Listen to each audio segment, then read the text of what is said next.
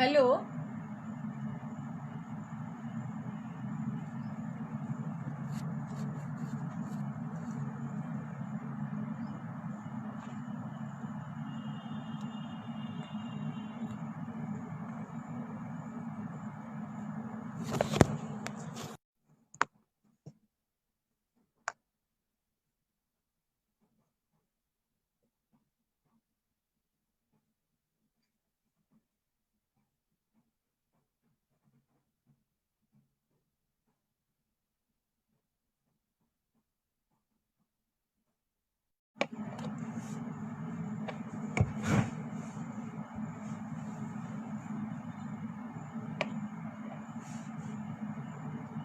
Hello.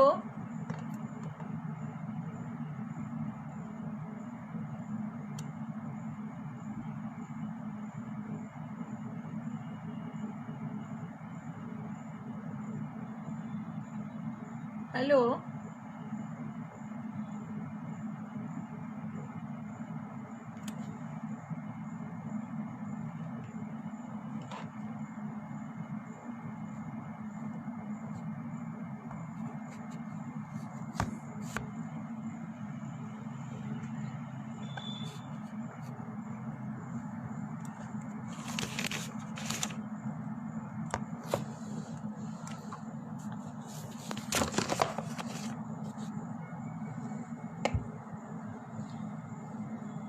Hello, am I audible?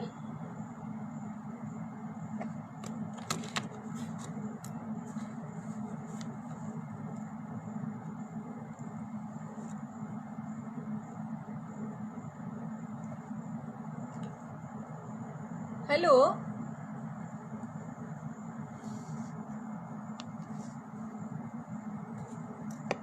Am I audible? Hello.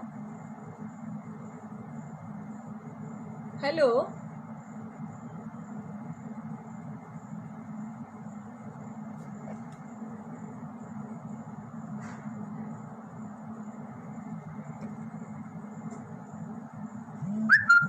Am I audible?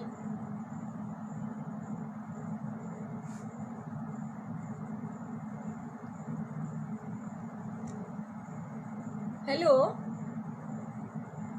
Am I audible?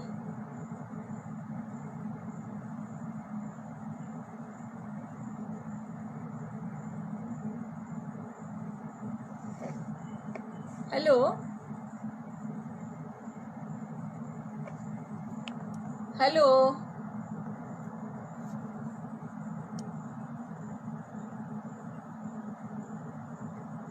Yes, Purnima.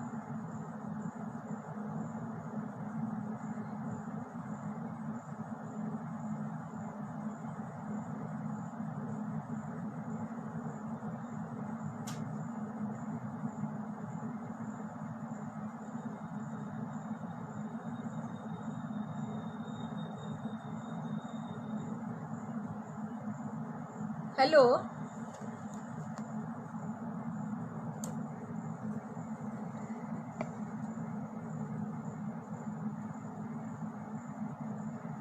Hello. Am I audible?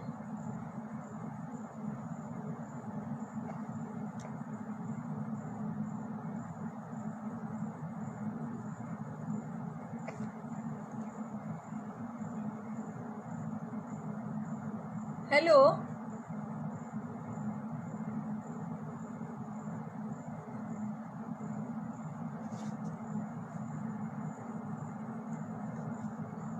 Hello.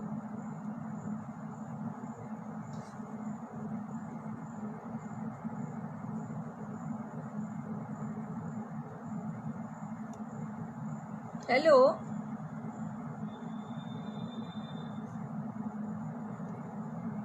Am I audible?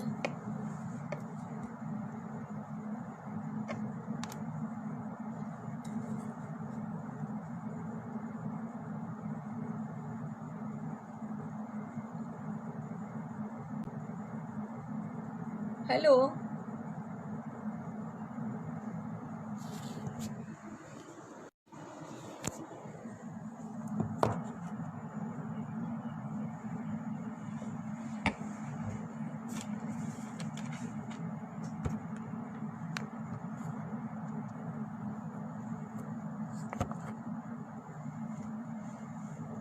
Namaskar.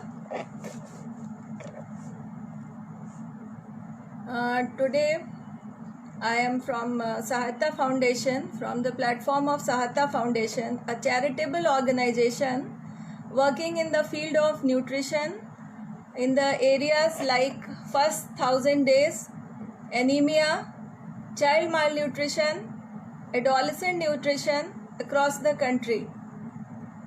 It's a charitable initiative of Sahayata Foundation to develop consensus about importance of sugar de-addiction among our community. Myself, Dr. Garima Upadhyay, Associate Professor, Food and Nutrition, Department of Home Science, Vasant Kanya Mahavidyalaya, added to the privileges of Banaras Hindu University, Varanasi. I am Associate Professor engaged in teaching and research for the last 15 years, and as a member of NGO, today I am here to spread the awareness on sugar de-addiction. I am really thankful to Sahayata Foundation for providing me this opportunity and making me the part of their awareness campaign. And I really appreciate their effort for taking up such awareness campaign on such a topic which is mostly we do not take into account.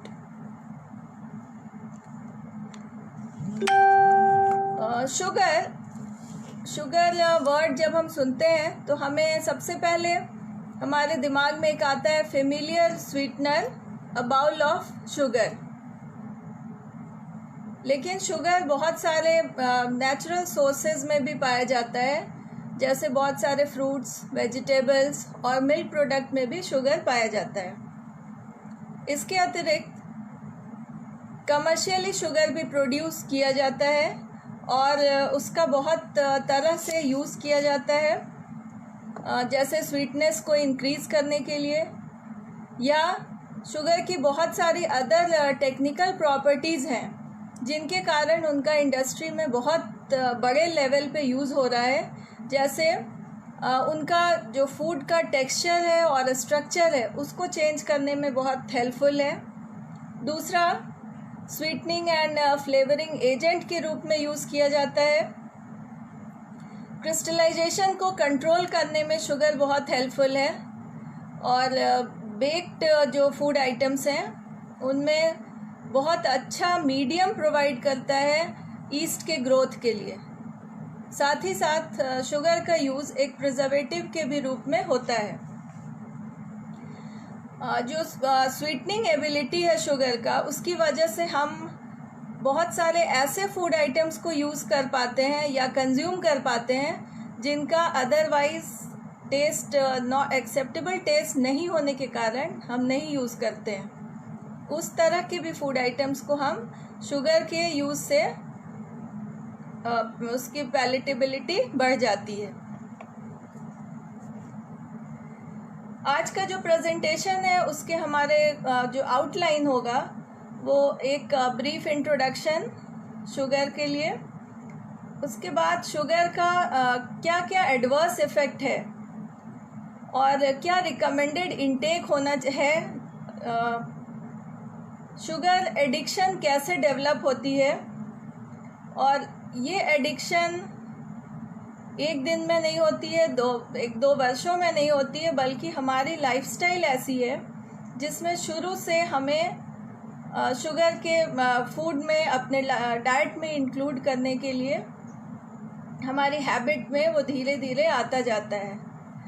And the other point which will be highlighted in today's this talk is de addiction plan, and what are the campaigns that are there at the global level also for de-addiction of sugar, and there are some of the recommendations. By sugar we mean all forms according to WHO By sugar, WHO means all forms that are added to food such as dextrose, glucose and fructose, as well as table sugar, and the sugar naturally present in honey, syrups, fruit juices and fruit concentrates. बहुत सारी functional properties के कारण sugar का बहुत large scale पे use होता आ रहा है. There is no substitute for sugar with all the valuable functions. Sugar can't simply be replaced by another single ingredient. So sugar's versatility is unmatched, and that's just one reason why we love sugar. Then what is the role of sugar? Sugar is one of the important source of main source of energy for the body, and it is only used by the brain cells. So हमारे जो शरीर के लिए जो primary एक ईंधन का काम करता है हमारे ब्रेन के लिए, और जिसे ब्रेन यूटिलाइज करके और मसल्स यूटिलाइज करते हैं और हमें ऊर्जा भी मिलती है. तो ग्लूकोज का यह बहुत इम्पॉर्टेंट रोल है हमारे लाइफ में, हमारे फिजियोलॉजिकल फंक्शन के लिए. सामान्य तौर पर जब हम कोई भी कार्बोहाइड्रेट या कॉम्प्लेक्स शुगर लेते हैं तो वो सिंपल शुगर में ब्रेक हो जाता है और ब्लड स्ट्रीम में रिलीज़ होता है. ये जो डाइटरी ग्लूकोज है ये लिवर के द्वारा और मसल सेल्स के द्वारा ग्लाइकोजन के रूप में भी स्टोर होते हैं. और इन सब प्रक्रिया में बहुत सारे हार्मोन्स हैं जिसमें इंसुलिन बहुत महत्वपूर्ण है. they rapidly regulate the flow of the glucose to and from the blood to keep it at a steady level. और इंसुलिन के द्वारा हमारे ब्लड में जो शुगर का लेवल है वो एक नियंत्रित लेवल में बना रहता है. इसके अतिरिक्त insulin also allows the muscles to get the glucose they need from the blood supply. लेकिन ये तो सामान्य अवस्था की बात है कि हमारे जो डाइट में ग्लूकोज है वो जो भी कार्बोहाइड्रेट और कॉम्प्लेक्स शुगर हम ले रहे हैं वो डाइजेस्ट होकर सिंपल ग्लूकोज में कन्वर्ट होता है और हमारे ब्लड स्ट्रीम में रिलीज़ होता रहता है. और हार्मोन्स के द्वारा ये लेवल रेगुलेट रहता है जिससे हमारा blood sugar level normal maintain रहता है और हम सामान्य ऊर्जा स्तर में अपना काम कर पाते हैं और बॉडी फंक्शंस रेगुलेट होते हैं. बट जब शुगर का इंटेक बहुत ज़्यादा होगा, जब एक्सेस इंटेक होगा, इसका मतलब हम एम्प्टी कैलोरी कंज्यूम कर रहे हैं और इस एम्प्टी कैलोरी के कारण ओबेसिटी की प्रॉब्लम होती है. These days we can say that obesity is one of the public health concern. We are concerned about the issue of obesity in different age groups, but there is also need to take into account the role of sugar. Sugar consumption should be rapidly discussed as an intervention target to reduce the prevalence of obesity, diabetes and other non-communicable diseases. Sugar consumption excess होने के कारण fatty liver की भी problem ज़्यादा बढ़ रही है, जिसे हम कहते हैं non alcoholic fatty liver disease. 1980s में एक कॉन्सेप्ट आया था ग्लाइसेमिक इंडेक्स का. ग्लाइसेमिक इंडेक्स का अर्थ होता है कि कार्बोहाइड्रेट से युक्त जो भी फूड आइटम्स हैं उनको हम क्लासिफाई करते हैं on the basis of glycemic index. Glycemic index is a measure of the rise in the blood glucose after eating an individual food containing a specific amount of carbohydrate when compared to consuming the same amount of glucose. तो glycaemic index से हमें यह पता चलता है कि किसी भी फूड आइटम को लेने के बाद हम ब्लड शुगर में कितना राइज होता है। लेकिन सिर्फ ग्लाइसेमिक इंडेक्स अकेले नहीं, इसके साथ ग्लूकोज लोड और न्यूट्रिएंट डेंसिटी को भी कंसिडर करना ज़रूरी है। इस तरह हम देखते हैं कि एक्सेस ग्लूकोज इंटेक का जो एडवर्स इफ़ेक्ट है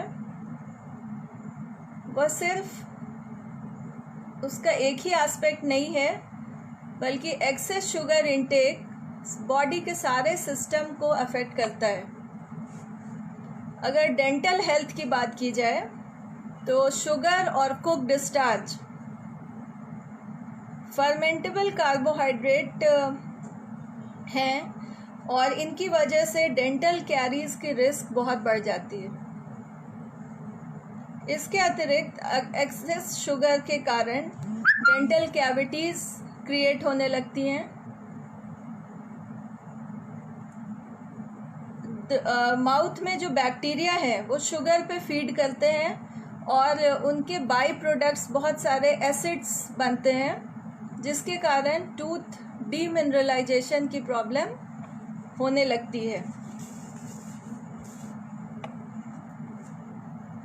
हाई शुगर डाइट से इन्फ्लेमेशन भी बढ़ता है बॉडी में और इंसुलिन रेजिस्टेंस होता है, जिसके कारण जो कि एक रिस्क फैक्टर है कैंसर के लिए। कुछ स्टडीज़ में they have shown that women who consumed sweet buns and cookies more than 3 times per week were 1.42 times more likely to develop endometrial cancer than women who consume these food items less than 0.5 times per week.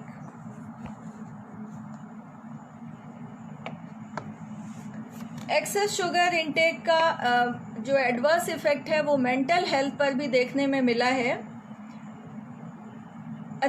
बहुत ज़्यादा मात्रा में process food जैसे cake, sugary drinks का consumption और depression में association पाया गया है। इसका कारण यह है कि बहुत ज़्यादा शुगर इंटेक होने से ब्लड शुगर में स्विंग्स आता है, जिसके कारण न्यूरोट्रांसमीटर डिसरेगुलेशन होने लगता है और इसका दुष्प्रभाव हम मेंटल हेल्थ पर भी होता है। एक स्टडी की गई थी 8000 पीपल पे फॉर 22 ईयर्स और उसके रिजल्ट में यह पाया गया कि द मेन हु कंज्यूम्ड 67 ग्राम और मोर sugar per day were 23% more likely to develop depression than men who ate less than 40 gram per day. मतलब 23% मेल में यह देखा गया कि जिनका शुगर इंटेक 67% से ज़्यादा था उनमें डिप्रेशन के चांसेस ज़्यादा हुए, और जिसने 40% से कम जिनका शुगर इंटेक था, 40 ग्राम से कम इंटेक था, उनमें शुगर इंटेक उनके डिप्रेशन या मेंटल हेल्थ अच्छा रहा।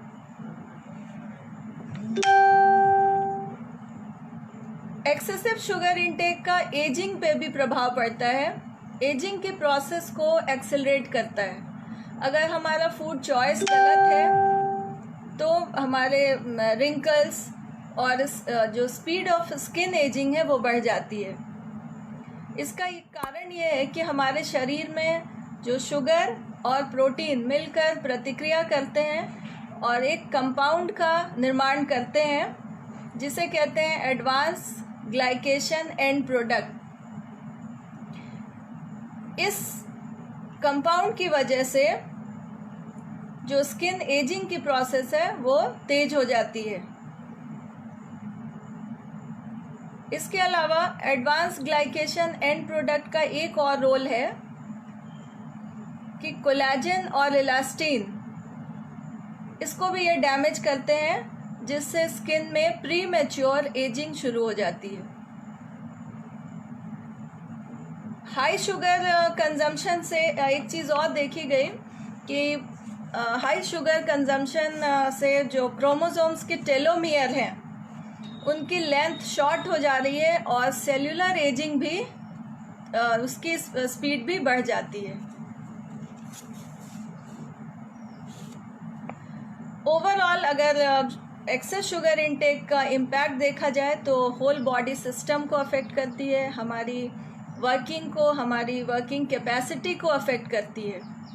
जैसे अगर हम sugar loaded food items consume करते हैं तो जो ब्लड शुगर है वो तेज़ी से बढ़ता है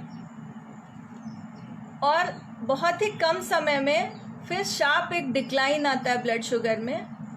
इस प्रोसेस को कहते हैं क्रैश। क्रैश प्रोसेस की वजह से एनर्जी लेवल बहुत डिक्लाइन होती है, ब्लड शुगर स्विंग्स होंगे और उसके साथ एनर्जी लेवल में भी फ्लक्चुएशन होगी।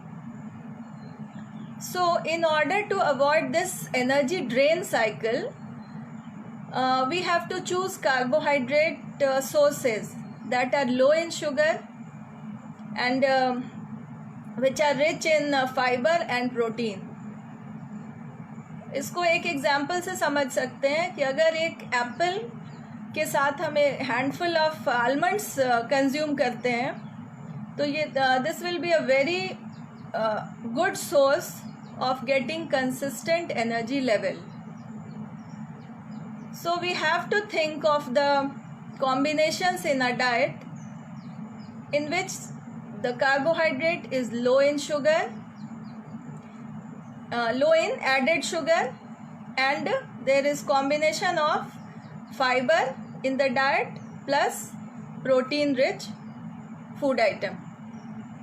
So I have given one such example, but we can have many such others. There is a statement by dietitian Casio Zork. On the outside, sugar seems pretty harmless, but on the inside, it's killing us. On the outside, sugar seems pretty harmless, but on the inside, it is killing us. So,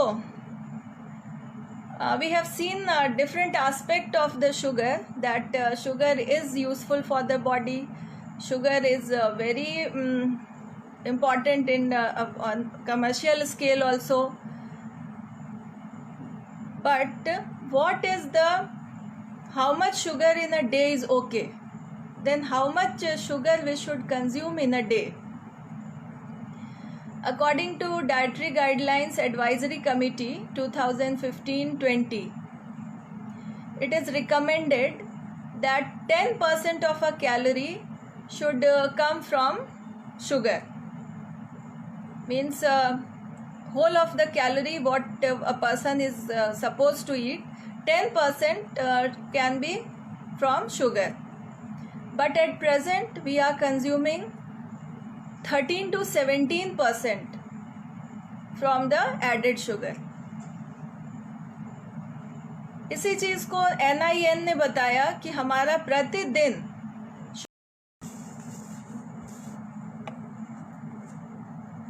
high sugar diet से inflammation भी बढ़ता है body में और insulin resistance होता है, जिसके कारण जो कि एक रिस्क फैक्टर है कैंसर के लिए.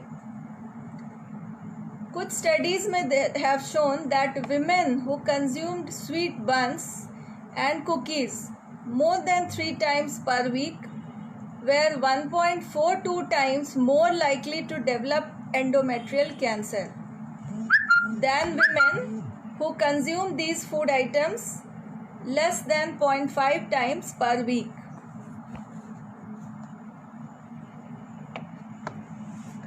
एक्सेस शुगर इनटेक का जो एडवर्स इफ़ेक्ट है वो मेंटल हेल्थ पर भी देखने में मिला है. बहुत ज़्यादा मात्रा में प्रोसेस फूड जैसे केक, शुगरी ड्रिंक्स का कंजम्पशन और डिप्रेशन में एसोसिएशन पाया गया है. इसका कारण यह है कि बहुत ज़्यादा शुगर इनटेक होने से ब्लड शुगर में स्विंग्स आता है, जिसके कारण न्यूरोट्रांसमीटर डिसरेगुलेशन होने लगता है और इसका दुष्प्रभाव हम मेंटल हेल्थ पर भी होता है।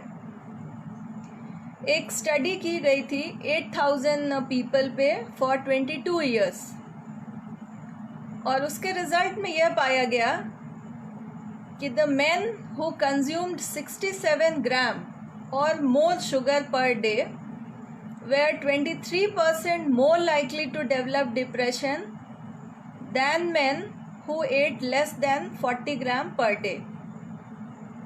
मतलब 23% मेल में यह देखा गया कि जिनका शुगर इंटेक 67% से ज़्यादा था उनमें डिप्रेशन के चांसेस ज़्यादा हुए, और जिसने 40% से कम जिनका शुगर इंटेक था, 40 ग्राम से कम इंटेक था, उनमें शुगर इंटेक उनके डिप्रेशन या मेंटल हेल्थ अच्छा रहा।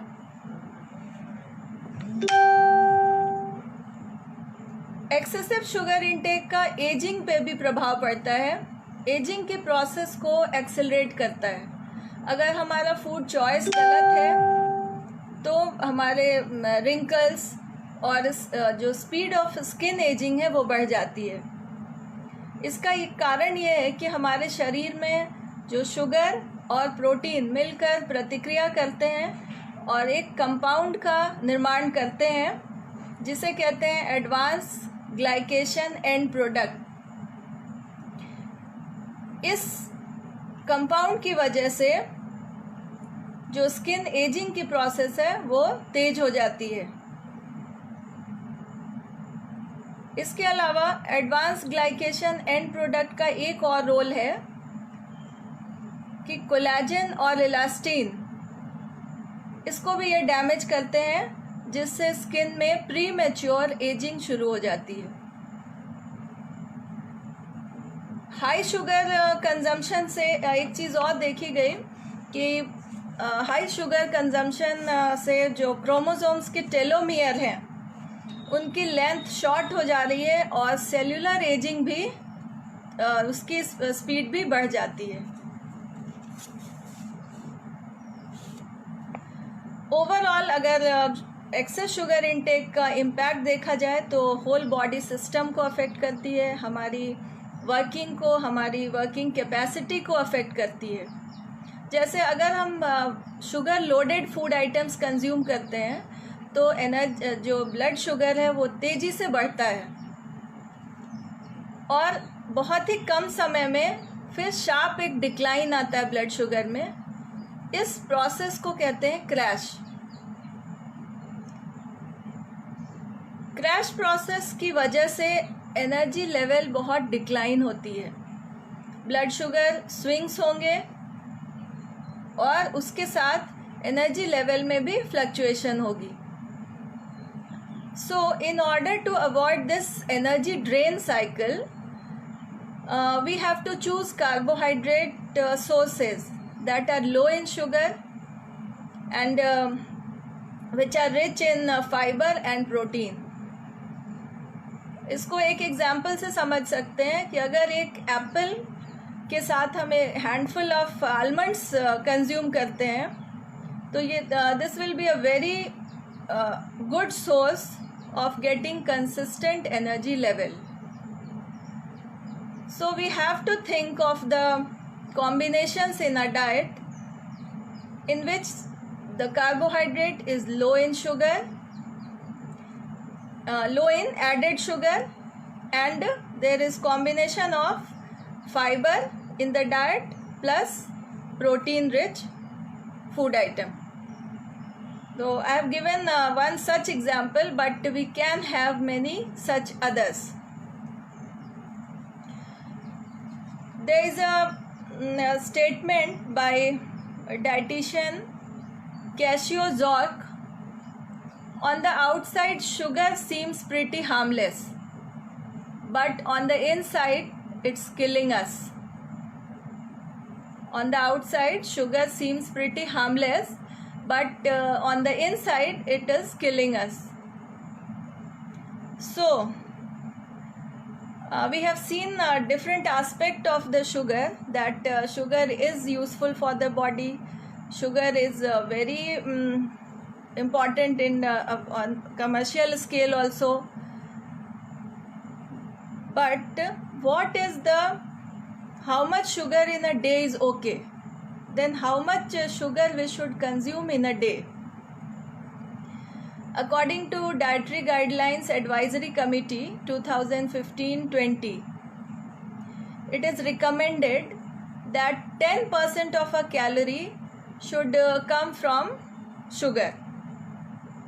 Means whole of the calorie what a person is supposed to eat, 10% can be from sugar. But at present we are consuming 13 to 17% from the added sugar. इसी चीज़ को NIN ने बताया कि हमारा प्रतिदिन शुगर इंटेक 20 से 25 ग्राम होना चाहिए, इससे ज़्यादा नहीं होना चाहिए. Ideally, the sugar intake as per NIN should be 20 to 25 gram per day. तो हमें यह ध्यान देने की ज़रूरत है कि हमारा शुगर इंटेक कितना हो रहा है, नॉर्मल से कितना एक्सेस है. नॉर्मली अभी हमारे डाइट में 13 to 17% हम कंज्यूम कर रहे हैं अपने टोटल कैलोरी का. Now the other point is why sugar is so addictive, why we are so inclined towards sugar loaded food items. Sugar या स्वीटनेस के लिए हम अक्सर अपने मेन मील के बाद डेजर्ट्स लेते हैं. But sugar eating does not end with the desserts only.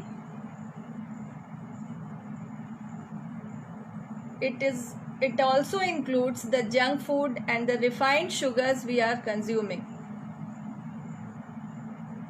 So why we are so much inclined to sugar intake? Because there is a mechanism in the brain that when we consume some desserts or sugar items, our brain releases dopamine. Dopamine is a neurotransmitter that makes us feel happy, that makes us feel stress free. तो इस dopamine की वजह से एक pleasure effect आता है और ये बहुत सिमिलर होता है मॉर्फिन और हेरोइन ड्रग्स के कंजम्पशन जैसा. मॉर्फिन और हेरोइन का जो इम्पैक्ट होता है, जिस तरह की फीलिंग, वो एक्सेस शुगर इंटेक से सिमिलर टाइप की फीलिंग होती है. और इसी की वजह से शुगर एडिक्शन की शुरुआत होती है. एडिक्शन को एक psychological dependence and this is a mental और cognitive problem, not just a physical element. बहुत सारे साइकोलॉजिस्ट ने और अमेरिकन साइकेट्रिक एसोसिएशन ने एडिक्शन को डिफाइन किया है. In medicine, addiction is used to describe a tragic situation where someone's brain chemistry has been altered to compel them to repeat a substance or activity despite harmful consequences. Eating sugar releases opioids and dopamines in our body. तो sugar consumption से dopamine की access secretion होता है और we feel good और free of stress.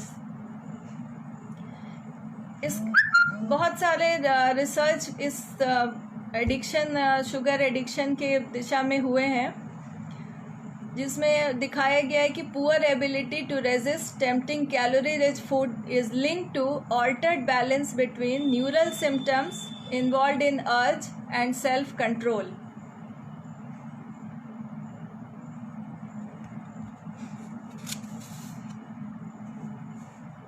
तो sugar addiction किस तरह डेवलप होता है? एक दिन में नहीं होता है, कुछ समय में नहीं होता है। हमारी जो लाइफस्टाइल है और थ्रू आउट लाइफ साइकिल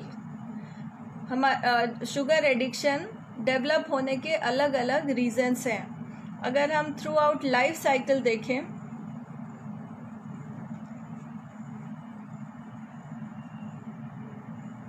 तो शुगर हमारे ट्रेडिशन में है। मीठा और happiness, these are interconnected, and this relationship has given a social sanction to toxic chemical sugar. Toxic इसलिए कहा गया कि शुगर जो एडिक्शन है 8 टाइम्स ज़्यादा है कोकेन से। Consuming sugar produces effect of cocaine. Sugar hits the pleasure center of the brain and sends the signal of eating more. Pleasure center को अफेक्ट करने के कारण हमें उसको ज़्यादा से ज़्यादा कंज्यूम करने की इच्छा होती है। दूसरा, sugar also affects the chemistry of limbic system. Limbic system हमारे इमोशंस को कंट्रोल करता है, तो उसके कारण भी कभी कभी इमोशनल ईटिंग की वजह से भी शुगर कंजम्पशन ज़्यादा होने लगता है।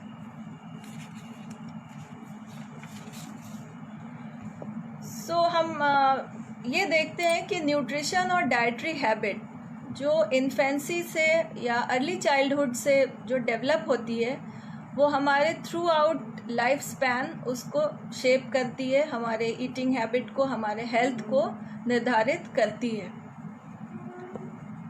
अगर हम फीटल स्टेज की बात करें तो several findings reveal that experience with dietary flavours begins as the fetus is exposed to flavors from the maternal diet in utero, and this early experience can provide a flavor bridge that can begin to familiarize the infant with flavors of the maternal diet. कुछ research support करती है इस चीज़ को कि maternal जो diet है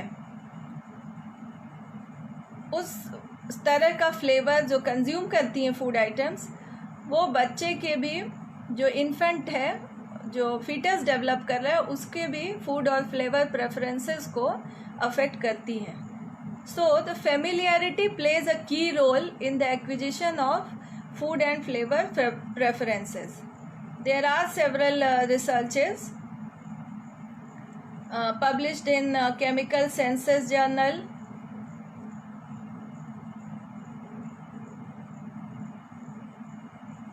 Law Medical Ethics Journal of Law and Medical Ethics, and various other articles and research papers are published regarding this prenatal and postnatal flavor learning by human infants.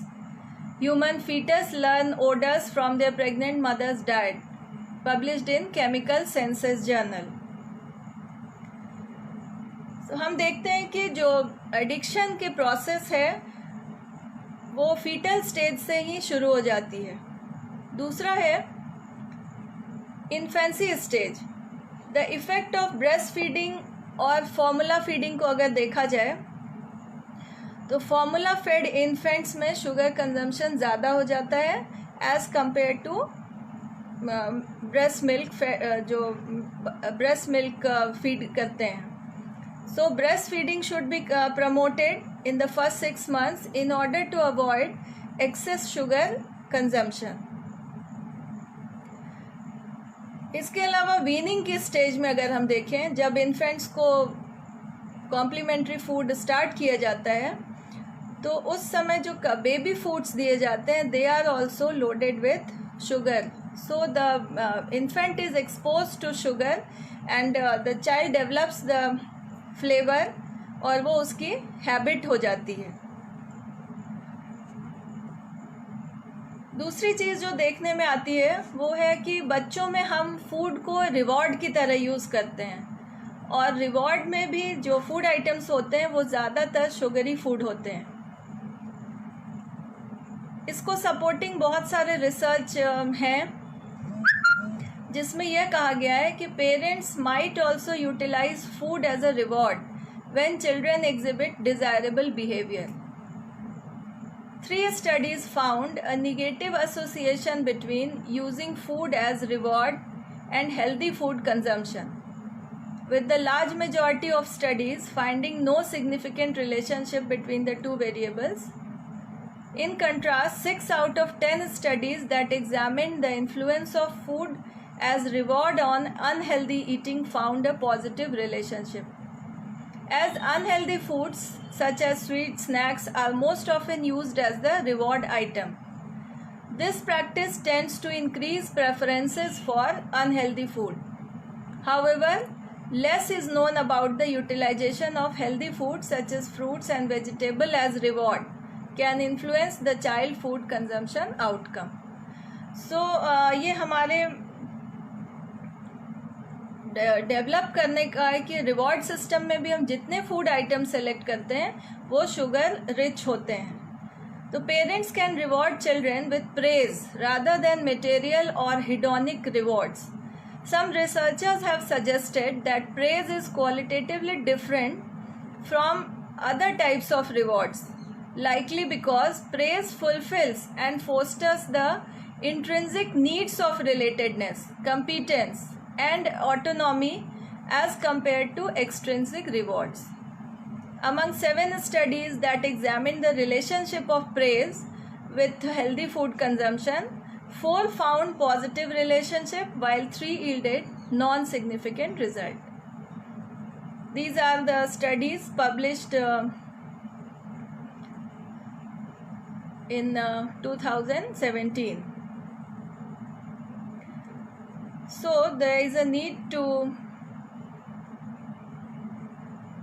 by the parents also to be alert while giving food items or rewarding their children with the food items, whether it is loaded with sugar or not. Now we can see the other stage, the adolescent stage. Because of the easy availability and increasing trend of consumption of fast food, adolescents are consuming a lot of processed foods, sugary drinks. ICMR India एब study 2015 के अनुसार India में 253 million adolescent है, जो कि highest है world में. और यह एज ग्रुप एक बहुत ही वल्नरेबल एज ग्रुप है, जहाँ पे अगर हम वहाँ से अवेयरनेस क्रिएट करें तो एक बहुत बड़े पॉपुलेशन को नॉन कम्युनिकेबल डिजीज़ से रोका जा सकता है. अगर इस स्टेज से हम अवेयरनेस क्रिएट करें एडोलेसेंट एज ग्रुप में कि उनके डाइट में सॉल्ट, शुगर और फैट को कट डाउन किया जाए, तो that will be a very strong control on the non communicable disease. इसके लिए हमें 3D डिस्कशन, डायलॉग और डिसीजन, इस पर ध्यान देने की ज़रूरत है. Variety of concept related to unhealthy food. Junks means J is for junk food, U ultra processed food, nutritionally inappropriate food. C stands for caffeinated, colored, carbonated food or beverages, and S for sugar sweetened beverages. तो इन्होंने एक acronym दिया junks, JUNCS, और इसके अंतर्गत जितने food items हैं जिसमें कि शुगर कंटेंट ज़्यादा होने की संभावना है, उसको रोकने के लिए एक इन्होंने प्रयास किया. The group in concludes that consumption of these food and beverages is associated with higher free sugar and energy intake and is associated with higher body mass index in children and adolescents. Intake of caffeinated drinks may be associated with cardiac and sleep disturbances. So easy availability and increasing trend of consumption of fast food and sugar sweetened beverages in Indian children and adolescents lead to higher sugar consumption. अब life cycle के next stage की बात करें adults की, तो adults में 18 to 39 age group में sugar sweetened beverages का कंजम्पशन बहुत ज़्यादा देखा गया है। बहुत सारे अवेलेबल जो लिटरेचर है उसमें यह पाया गया है कि men have been found to consume more sugar sweetened beverages in comparison to women. A number of studies have also reported lower educational level associated with higher consumption of sugar sweetened beverages. Other factors such as watching television for a long duration and consumption of fried food is associated with increase in sugar sweetened beverages and obesity. तो adult group के regarding ये सारी findings आई हैं और adult में sugar consumption से diabetes के भी चांसेस बहुत बढ़ रहे हैं। रीसेंट रिपोर्ट में अभी देखा गया कि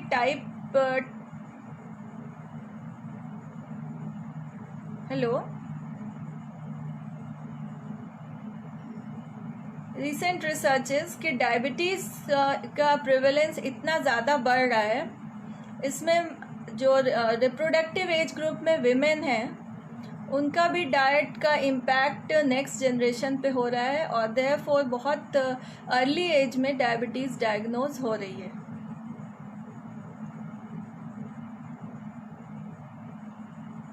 so what should be the de addiction plan? Sugar का डी एडिक्शन के लिए हमें क्या क्या करना चाहिए?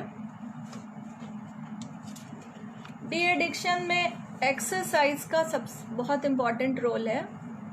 Exercise triggers the metabolic process, जिस कारण से ब्लड शुगर जो ब्रेन को है बहुत अच्छे से अवेलेबल हो पाता है और जो शुगर की क्रेविंग है वो कम हो जाती है। सिंपल एक्सरसाइज वॉकिंग एक तरीका हो सकता है कि हमें अपने माइंड को डिस्ट्रैक्ट करें। जब कभी बहुत ज़्यादा शुगर या शुगरी फूड आइटम की क्रेविंग हो तो हम उसको अवॉइड करने के लिए, डिस्ट्रैक्ट करने के लिए walking is very simple and effective technique. एक स्टडी में देखा गया study by Taylor and Oliver that a 15-minute bout of moderate intensity exercise compared to rest reduced chocolate craving in a manipulated stress situation. एक article published है journal trends in cognitive sciences, जिसमें relationship दिखाया गया है obesity and prefrontal cortex. Prefrontal cortex brain का वह area होता है जो हमें प्लानिंग और इनहिबिटरी कंट्रोल में हेल्प करता है। तो इस रिसर्च में ये देखा गया जिसमें ओबेसिटी और प्रीफ्रंटल कॉर्टेक्स की रिलेशनशिप दिखाई गई। A reciprocal relationship is found. People who have reduced activity in the prefrontal cortex are more likely to over eat highly processed calorie dense foods. Exercise से ये प्रीफ्रंटल कॉर्टेक्स एक्टिवेट होगा और हमारी जो craving होती है और वो उसको बहुत हद तक कंट्रोल करता है, क्योंकि प्रीफ्रंटल कॉर्टेक्स ही इनहिबिटरी फंक्शन है। दूसरा, डी एडिक्शन के लिए हमें जो बहुत महत्वपूर्ण एक बात ध्यान में रखना है, हमें शुगर को आइडेंटिफाई करने की ज़रूरत है। शुगर को आइडेंटिफाई कैसे करें? अगर हम फूड लेबल देखते हैं, फूड लेबल को के प्रति थोड़ी अवेयरनेस होना, थोड़ा नॉलेज होना बहुत ज़रूरी है।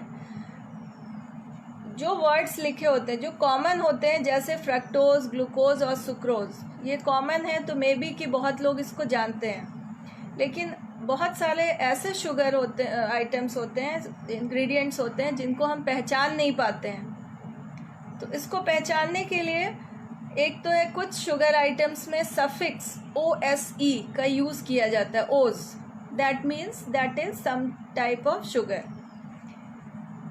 इसके अलावा दूसरे नाम से भी शुगर के इंग्रेडिएंट्स यूज़ होते हैं, जैसे invert sugar, maltodextrin, confectioner sugar, या जहाँ पे सिरप वर्ड यूज़ किया होता है, जो फूड लेबल में हम इंग्रेडिएंट्स देखते हैं शुगर के सिरप्स यूज़ होते हैं। Syrup also gives the idea of कि इसमें कोई इंग्रेडिएंट जो यूज़ किया है वो शुगर है।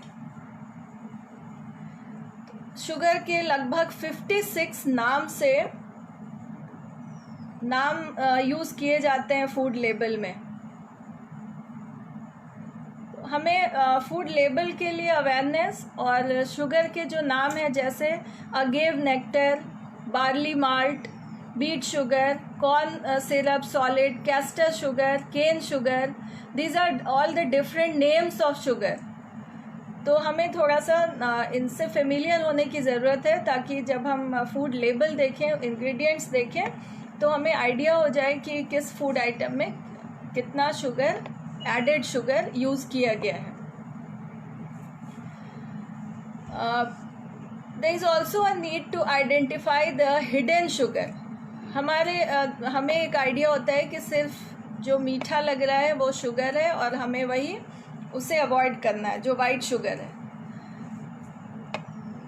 जबकि जो स्टार्च है वो भी इक्वल टू शुगर हो सकते हैं। जैसे एक एग्जांपल है, कॉमनली हम घर का बना हुआ पराठा अवॉइड करते हैं, और उसके बदले हमने 2 ब्रेड लिया, वाइट ब्रेड। तो हमें ये आइडिया नहीं होता है कि white bread that will be also converted to sugar, और 2 स्लाइसेस ऑफ वाइट ब्रेड में 3 टीस्पून ऑफ शुगर के बराबर पाया जाता है। इसी तरह जो प्रोसेस ब्रेकफास्ट सीरियल्स मिलते हैं, उनमें भी शुगर को बढ़ाने की क्षमता होती है, जिसको कि हम नज़रअंदाज कर देते हैं। इसके अलावा जो डाइट का जो कॉम्बिनेशन है वो भी इम्पॉर्टेंट है। अगर हम अपने डाइट में प्रोटीन सफिशेंट अमाउंट में लेते हैं तो हमें शुगर क्रेविंग कम होती है। जो फ्लेवर्ड योगर्ट होता है, 1 कप ऑफ योगर्ट जो हम लेते हैं फ्लेवर्ड, उसमें अप्रॉक्सीमेट 30 ग्राम ऑफ शुगर हमारा इंटेक हो जाता है। अगर हम 1 कप फ्लेवर्ड योगर्ट का यूज़ करते हैं तो अप्रॉक्सीमेटली 30 ग्राम शुगर कंज्यूम करते हैं। तो ये कुछ हिडन शुगर हैं जिनको हम आइडेंटिफाई नहीं कर पाते हैं। The next thing to be taken into consideration for de-addiction is that our emotion should not drive our food choices. बहुत बार हमारे जो मेंटल स्टेटस होती है, हमारे जो इमोशंस होते हैं, वो हमारे फूड सिलेक्शन को अफेक्ट करते हैं। जब कोई बहुत स्ट्रेस में होता है तो उसका जो फूड सिलेक्शन होगा वो ज़्यादा से ज़्यादा फ्राइड और शुगरी आइटम्स होगा, बिकॉज जैसे हम शुगर के आइटम्स कंज्यूम करते हैं तो हमें स्ट्रेस फ्री फील होता है, और उससे हम फिर दैट एक मोटिवेशन होता है, हम ज़्यादा से ज़्यादा कंज्यूम करते हैं ताकि हमें स्ट्रेस फ्री फील हो। तो हमें ध्यान देने की ज़रूरत है कि हम जो भी फूड सेलेक्ट कर रहे हैं वो क्या रियली वी आर हंग्री, कि just we are going to satisfy our demand of emotion. तो उसके अकॉर्डिंग हमें नहीं ड्राइव होना है, इमोशन से फूड का सिलेक्शन नहीं करना है।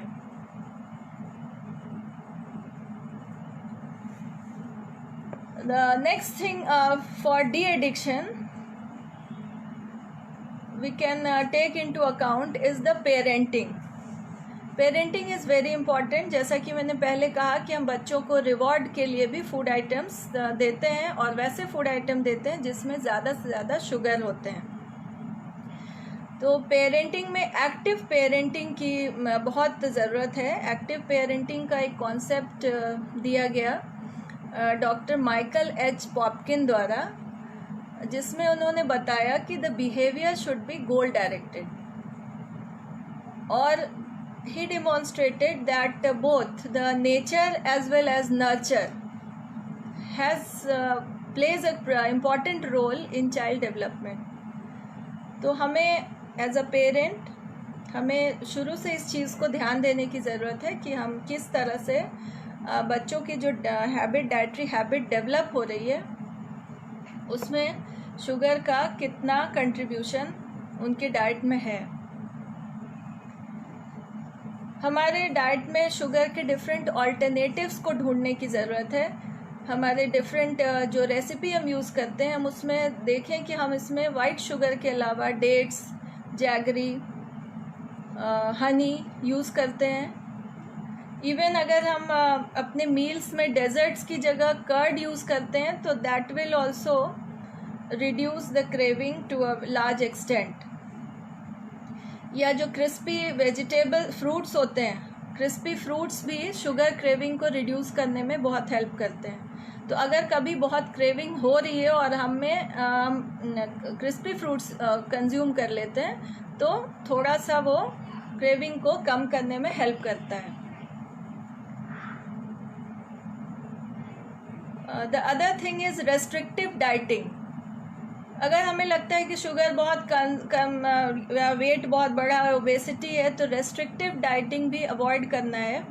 When you are not properly fueling yourself with an adequate amount of calories, the first thing you crave is sugar. जब हम डाइटिंग करने लगते हैं तो सबसे पहले हमें जो क्रेविंग शुरू होती है वो शुगर की होती है। इसलिए हमें वेट रिड्यूस करने में भी कैलोरी कट करना है, ग्रेजुअल कट करना है। रेस्ट्रिक्टिव डाइटिंग कभी भी रिकमेंड नहीं की जाती है।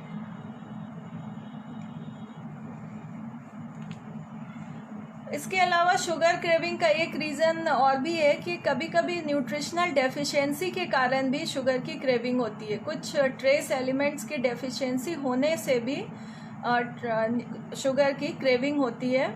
इसलिए उसमें टेस्ट चेक करने की ज़रूरत है कि कभी किसी को कोई न्यूट्रिशनल डेफिशिएंसी तो नहीं है। तो these are some of the de addiction plans कि हम किस तरह से अपने डाइट में ध्यान दें जिससे कि हम शुगर के लिए डी एडिक्शन हो सके। ग्लोबल लेवल पे बहुत सारे एफर्ट्स किए जा रहे हैं जिसमें बहुत सारे कैंपेन्स किए गए हैं, शुरू किए गए जिससे कि शुगर का इंटेक कम हो। 2014 में मैक्सिको में जितने भी शुगरी फूड आइटम्स थे उन पे टैक्सेस बढ़ा दिए गए। टैक्सेस बढ़ाने से देखा गया कि शुगर के जितने बेवरेजेस थे उनके मार्केटिंग में लगभग 11% का डिस्काउंट का डिक्रीज पाया गया। 11% decline in the purchase of sugary beverages. इसके अतिरिक्त FSSAI launches eat right campaign to curb the consumption of sugar, salt and fat. इस कैंपेन के अनुसार edible oil industries took a pledge to reduce trans fat content by 2% by 2022. Later, food companies also took a pledge to formulate packaged foods with reduced level of salt, sugar and saturated fat. This Eat Right movement is a collaborative move with stakeholders on both the demand and supply side coming together. On the demand side, the campaign focuses on empowering citizens to make right food choices. On the supply side, it nudges food businesses to reformulate their products, provide better nutritional information to consumers, and make investments in healthy food and responsible food businesses. एक और campaign किया public health England. इन्होंने इनका instigated a range of approaches to reduce sugar including a national health marketing campaign. The campaign aimed to raise awareness of the amount of sugar in food and drink and to encourage parents to reduce their children's intake. इन्होंने campaign में अपने parents को भी लिया साथ कि वो encourage करें कि चिल्ड्रन के जो डाइट है उसमें किस तरह से शुगर इंटेक को कम किया जा सके। हंगरी में एक कैंपेन चलाया गया हैप्पी कैंपेन, दैट उसका फुल फॉर्म है Hungarian aqua promoting programme in the young. 2007 का ये कैंपेन है। इसका एम है to increase the popularity of drinking water among primary school students. जब हमें पानी की ज़रूरत होती है तब भी कभी कभी हमें समझ नहीं आता और हम उस समय भी शुगर के ड्रिंक्स या शुगरी फूड आइटम लेते हैं। तो इन्होंने हंगरी में जो ये कैंपेन चलाया गया इसमें कि स्कूल के स्टूडेंट्स को कि ड्रिंकिंग वाटर को पॉपुलैरिटी इंक्रीज करने के लिए ये कैंपेन शुरू किया गया था और उन्होंने वाटर कंजम्पशन को प्रमोट किया, लिक्विड फ्लूइड कंजम्पशन को किया प्रमोट, और उसका आउटकम ये देखा गया कि there was a significant increase in children's knowledge about fluid intake and a significant decrease in the sugary drink consumption and increase in water consumption. So though there are several efforts and campaigns at the national or at the global level, but this issue needs more and more alertness and awareness. So after looking into these points, I have few recommendations. First is translational nutrition. जितने भी recommendations हैं उनको translational nutrition के through community तक पहुंचाया जाए, simple language में पहुंचाया जाए। अगर हम कहते हैं कि शुगर का 10% कंजम्पशन होना चाहिए तो वो उस टर्म में कम्युनिटी में वो लोग नहीं समझ पाते हैं। हम उनको अगर एग्जैक्ट बता दें कि दिन में हमें 5 से 6 चम्मच टी स्पून से ज़्यादा शुगर नहीं कंज्यूम करना है तो that will be much more easier to understand them. Next is food label education. Food label की अगर हम एजुकेशन स्कूल लेवल और इंटरमीडिएट लेवल स्टूडेंट्स को दें तो उनमें अवेयरनेस होगी और वो पहचान पाएंगे कि हमारे जो हम फूड ले रहे हैं उसमें कौन कौन से शुगर आइटम्स हैं। अदरवाइज़ बहुत बार हमें पता ही नहीं होता है कि हम शुगर के ले रहे हैं। Other is active guidance on child food consumption as a part of parenting, जिसकी बात हम लोग पहले कर चुके हैं कि एक्टिव पेरेंटिंग की बहुत ज़रूरत है, जिससे बच्चों को एक एक्टिव गाइडेंस मिले कि उनका फूड चॉइस, फूड सिलेक्शन और उनके डाइटरी हैबिट कैसे होने चाहिए। Promotion of cooking practices using better alternative of refined sugar. हमें अपने तरह से एक्सप्लोर करने की ज़रूरत है कि जो हमारे ट्रेडिशनल सिस्टम में जहाँ हम ज़्यादा से ज़्यादा रिफाइंड शुगर यूज़ कर रहे हैं, हम उसमें कहाँ पर हेल्दी ऑल्टरनेटिव का शुगर का यूज़ करें और अपनी रेसिपी में उसको यूज़ करें। अर्ली इंटरवेंशन बहुत ज़रूरी है। जैसे एडोलेसेंट एक बहुत बड़ा पॉपुलेशन है इंडिया का, तो अगर हम वहाँ से उनको अवेयर करते रहें, उनको एजुकेट करें तो बहुत हद तक हम नॉन कम्युनिकेबल डिजीज़ेस को कंट्रोल कर सकते हैं। And these are the some of the recommendations of this lecture. And lastly यही कहा जा सकता है कि हमें अपने आप को एक्सप्लोर करने की ज़रूरत है, अवेयर करने की ज़रूरत है और डी एडिक्शन प्लान से स्टिक करने की ज़रूरत है। डी एडिक्शन के प्लान्स बहुत सारे हैं, किसको कौन सा प्लान सूट करता है वो उसको एक्सप्लोर करने की ज़रूरत है और तभी हमें शुगर डी एडिक्शन में सफलता मिल सकती है। हम कह सकते हैं कि balanced life is a sweet life, everything has a place in moderation, sugar is simple, amazingly functional and it's part of a balanced diet। एक कोटेशन है एन विगमोर का जो इस कॉन्टेक्स्ट में बहुत एप्रोप्रिएट है। The food you eat can be either the safest and most powerful form of medicine और the slowest form of poison.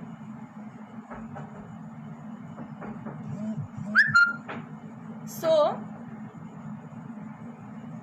since sugar is also part of balanced diet, but it has to be taken in moderation,